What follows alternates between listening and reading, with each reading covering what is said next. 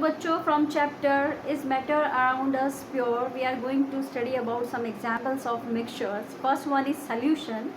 What is a solution? A solution is a homogeneous mixture of two or more substances, and this is also called a true solution. And here homogeneity is found at the particle level, where particles are uniformly distributed and the boundaries between them are indistinguishable. And examples of solutions are salt solution, sugar solution, lemonade, soda water. These all are examples of solution. Now start with first. It's basically a homogeneous mixture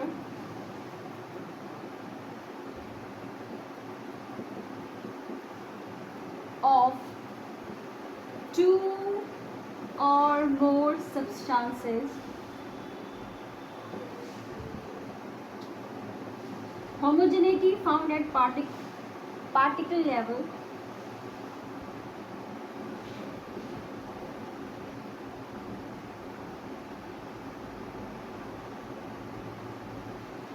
Another thing also called as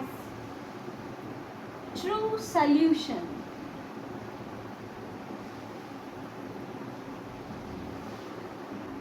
Here particles are uniformly distributed.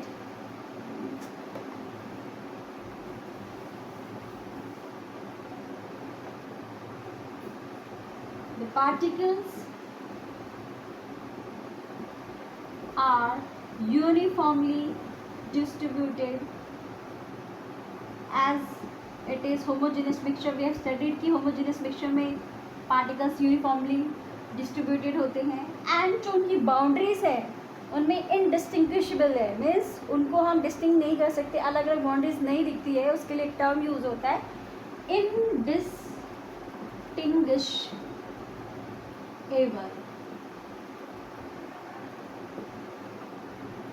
indistinguishable boundaries between particles. Now examples are lemonade जो कि solution है, soda water, सोडे का water जो हमारा cold drink वगैरह होता है, and salt solution. Salt solution कैसे प्रिपेयर होता है? वाटर में सॉल्ट डालकर. Another one is sugar solution, water में शुगर डाल के उसको शुगर सॉल्यूशन कहते हैं, एक्सेट्रा. सॉल्यूशन में टू कंपोनेंट्स होते हैं.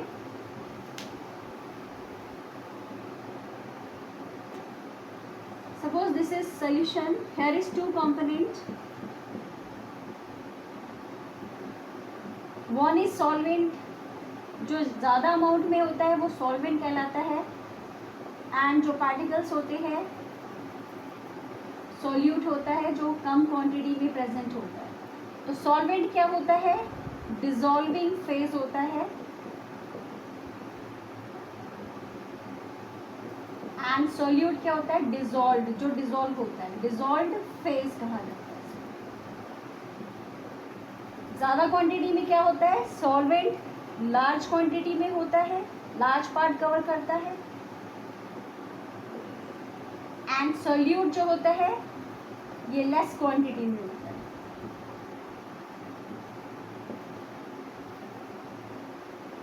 Now taking example, sugar solution. Sugar solution कैसे फॉर्म होता है? Here solute is sugar, solvent क्या है? वाटर. तो सॉल्यूट जो है लेस क्वांटिटी में होता है, शुगर हम लेस क्वांटिटी में लेते हैं, सॉल्वेंट वाटर होता है जो ज़्यादा क्वांटिटी में होता है. तो शुगर को वाटर में डिसॉल्व करने से शुगर सॉल्यूशन बन जाता है. तो शुगर इसमें सॉल्यूट है और वाटर क्या है? सॉल्वेंट. क्योंकि वाटर ज़्यादा क्वांटिटी में है दैट्स वाई ये सॉल्वेंट है. शुगर लेस क्वांटिटी में है, ये सॉल्यूट है. और सोल्यूट को डिजॉल्व्ड फेस कहते हैं। तो डिजॉल्व्ड फेस में क्या है, कौन घुला हुआ है, डिजॉल्व है, वो शुगर है, और कौन डिजॉल्व कर रहा है, वाटर डिजॉल्व कर रहा है, ये डिजॉल्विंग फेज है। Another example, tincture of solution. यहाँ पे टिंक्चर ऑफ आयोडीन स्टडी करेंगे। टिंक्चर ऑफ आयोडीन कैसे बनता है, इसमें आयोडीन को अल्कोहल में मिक्स करके बनाया जाता है। तो यह सोल्यूट क्या होता है, आयोडीन होता है, एंड सॉल्वेंट क्या है, अल्कोहल है। तो टिंक्चर ऑफ आयोडीन प्रिपेयर किया जाता है by mixing iodine in alcohol, and iodine is solute where alcohol is solvent. Now another example, aerated drinks. Aerated drinks में examples क्या है, soda water.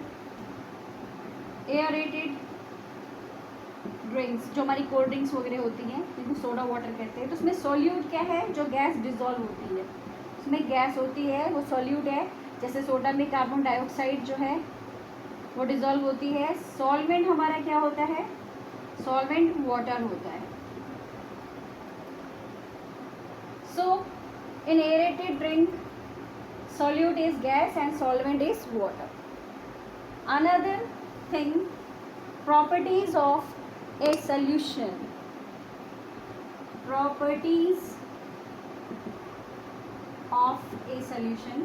First property, homogeneous mixture. It is a homogeneous mixture.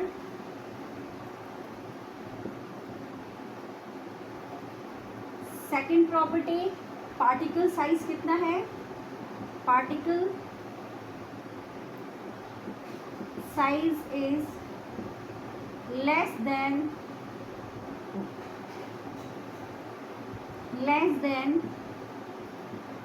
1 nanometre. 1 nanometre is equal to 10 raised to the power -9 metre. Another property, so here क्योंकि size less than 1 nanometre है जो कि 10⁻⁹ metre के equal है, we can not see with our this eye. तो ये solution को हम अपने जो पार्टिकल्स हैं इनको अपने आई से नहीं देख सकते और ना ही माइक्रोस्कोप को यूज़ करके देख सकते हैं, तो इतना छोटा इसका साइज होता है। Another property is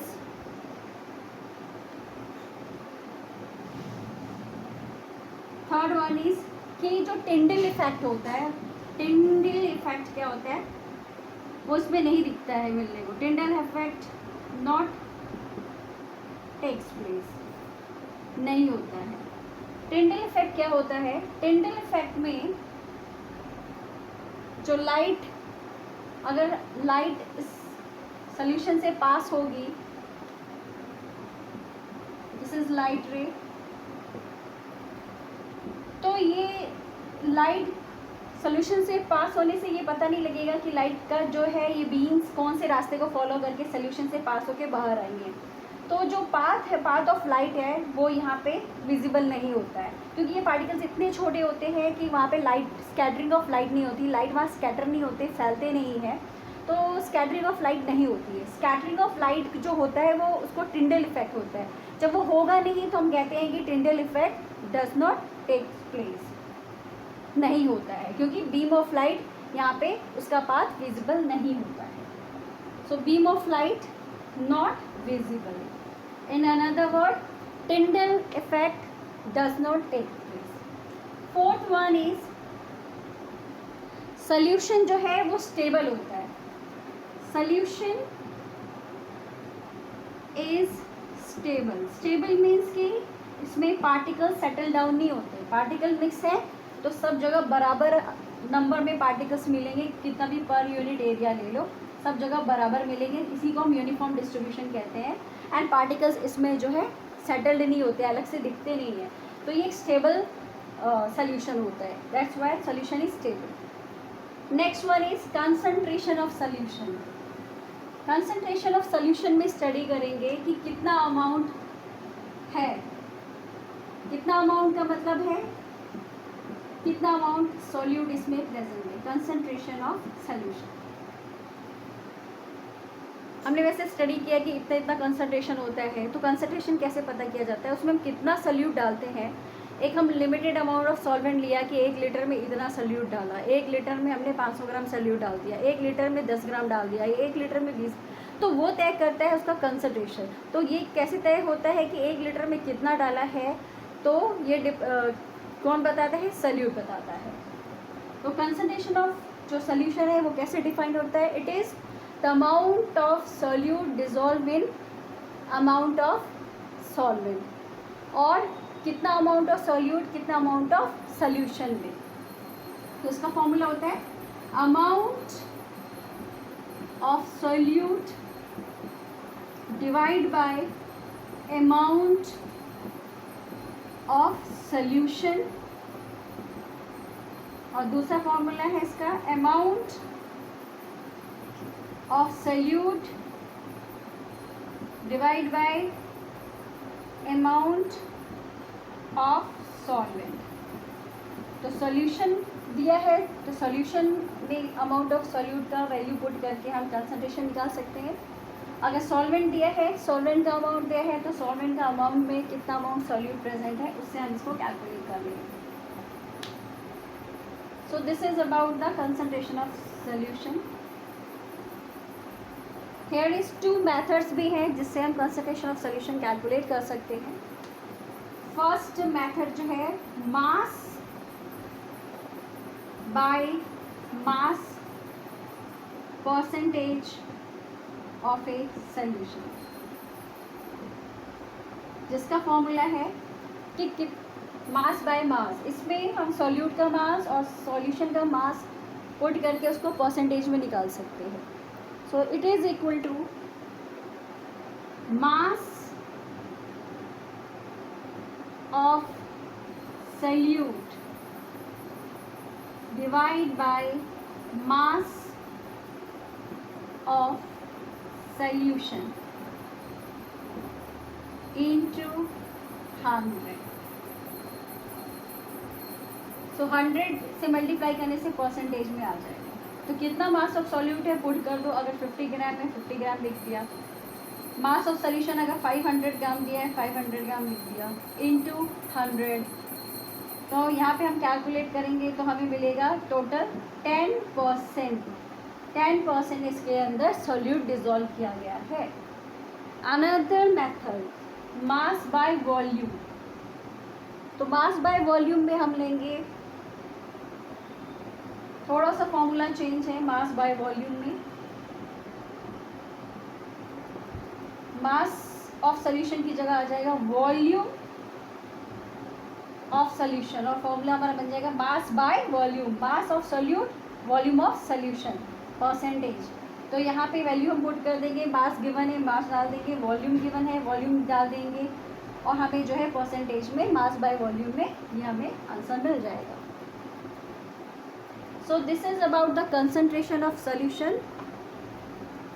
We will meet in next class with another example of mixtures. Thank you, share and subscribe.